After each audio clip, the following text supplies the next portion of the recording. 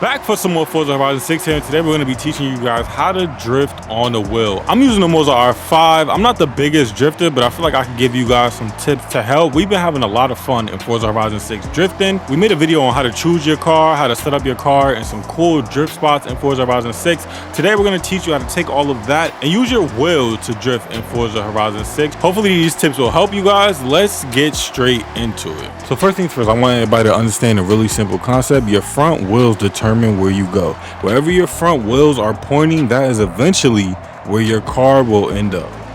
I also recommend you go in your settings and turn on your drift camera in the HUD and gameplay. The regular Forza Horizon 6 camera stays behind your car. This will allow you to see when the car is losing grip and how much angle you have, and this camera faces in the direction you're going. It's much better than the standard camera. So step number one is going to be learning how to initiate. Coming up to a right hand turn, we're going to turn right, get on the power, and as soon as we get the angle that we like, we're going to counter steer. So this is all about initiating and counter steering. When you're drifting, you're balancing the weight of the car. So coming up to this left hand turn, we're going to turn left, get on the power, and as soon as we feel we're breaking traction, we're going to counter steer back the opposite way. Using your throttle and the wheel to balance the weight of the car back and forth. The more steering angle you give it, you want to ease up on the throttle. The more throttle you give it, you want to stop steering so much, and you'll feel the weight, especially if you're on a wheel with good settings. Like I said, you'll feel the weight of the car. Practice initiating. You should have this part down before you continue on with the video. You just want to flick one way, get on the gas, and counter steer back the other way. You'll eventually learn how to hold the slide just like that. I'm telling you guys, it just takes practice. Number two will be learning how to pop your clutch, and that depends on whether you need to do an e-brake drift or you're going to simply use the power of the car and drop the clutch to get the slide going. So we'll show you guys the difference between both of those right now. Coming up to this turn, we're gonna make a right, and we're gonna just downshift, get up into the power, and you can see the power kicks the car out. No e-brake needed, and we automatically get into a natural slide. But now coming up to this left, if we hit the e-brake, you guys can see it looks way different. We just swung around that corner, and the car reacts way different using the power and the weight shifting to get the slide initiated versus using the e-brake. So let's say I'm a beginner, right? And I want to come up here to this right hand turn and I want to drift it.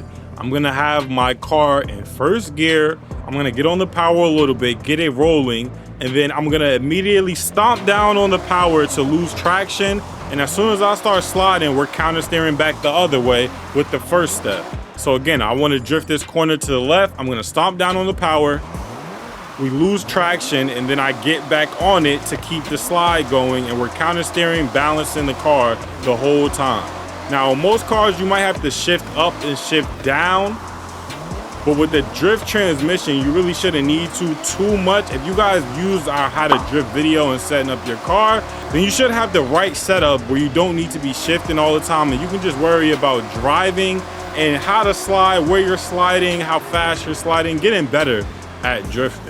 So if you guys didn't know, the Shimoyama circuit at the top of the map is a dedicated drift circuit. They use it as a racing circuit as well, but on the map you can see it says right here Shimoyama drift circuit, and we got the sign in the game that says this is a drift circuit. So you can also use this to practice initiating. I'm more of a street drifter myself, but you can see there will always be drifters here and you can try to follow their lines, but initiating and deciding whether to hit your e-brake or pop your clutch will be the first two things you want to do when you start drifting. It's wet right now, so the grip is a little bit different. We're counter steering, keeping that angle up. And this is all with basically dropping your clutch. I'm playing on manual with no clutch, and we just use the throttle to throw the car's weight around. Use all the tools that you have to get the car to slide. Third is going to be your tires. So along with that how to drift video, we gave you guys a really good drift setup. We personally use drift tires. You want to start with the least amount of grip as possible. So if we look over here, Forza lets you know how much grip all of these tires have. But some people drift snow tires because they just give you less grip, and people drift drag tires. It just depends on how much grip you need. So I will start all the way at the bottom and go up. These tires are plus 15 grip, plus 15. Drift tires are plus 0.2. And drag tires give you even less grip than that. So like I said, start at the bottom and give yourself more grip and more grip. You don't want to use drift tires on any car below 500 horsepower. This is where we get to talk about horsepower numbers. In my opinion, your horsepower needs to be anywhere from 400 to 600. We are on a wheel, so I give cars a little bit more horsepower. On my favorite drift car we've been using so far, the 370Z, we got 726 horsepower. Because we're on wheel, you kind of want to make it a little bit easier on yourself to drift and connect corners and do everything on wheel, because Forza Horizon 6 is made for controllers, of course. But drifting on a wheel will always be a little bit faster and a little bit harder than drifting on a controller. So you want to give yourself a little bit more power to make up for that. Between 400 to 600 horsepower is the sweet spot for all drift cars, whether you're on controller or playing on a wheel. The next thing I would say is start small. Start learning how to do donuts, initiate, and eventually get into manji before you try to go drift around streets or do a whole drift track. You come to the festival drag strip right by the main festival playlist and just practice your donuts. This is a wide open drag strip. You shouldn't have to worry about hitting anything or anybody getting in your way, but just practice doing donuts. Practice doing wide donuts, practice doing small donuts, practice catching grip and losing it on the car. You want to practice with one car, so you learn that specific car and you learn the basics, but you just want to practice small donuts, burnouts, losing grip, going back the other way. We can even do donuts going this way, and you just want to practice doing donuts. When you get onto the drag strip, you can use this to practice your initiation. So we're going to flick left, counter steer, and get on the power, and do the same thing all the way down the drag strip until we feel comfortable that we can get angle, drift, and then bring it back. Until we can get angle, drift, and then bring it back. You know what I'm saying? We can get angle, drift, and bring it back, and we're going straight again. You see how that works? So all you want to do is practice initiating, counter steer, get on the power, and balance the car. We might need to be in third gear, but just start small, you guys. It's not all gonna come together in one day. You're gonna build up little skills over and over. By just driving, you'll be able to lose traction and then gain it, and then you'll figure out where that sweet spot is of balancing the car while it's sliding. You'll be able to feel it, and this is why you need good settings. And for tip number 5, I'm gonna say just put in the seat time, because I had to learn this like a lot of other people probably had to learn this. Your throttle control really matters. So you need to put in the seat time. You need to get good with your foot and get good with your throttle control, and not always just being on the gas. When people are drifting, and Forza is a little bit different, but they're not just always banging off the rev limiter and always at the top of the RPM band. When you want to slide out and you're already drifting, you're off the power. You get back on to dig in and maintain that angle and speed. You guys can see it on our wheel. We get off and on the power as we're drifting. It's not just a hold it down and you'll slide. In my opinion, that is not drifting. That is just holding a power slide.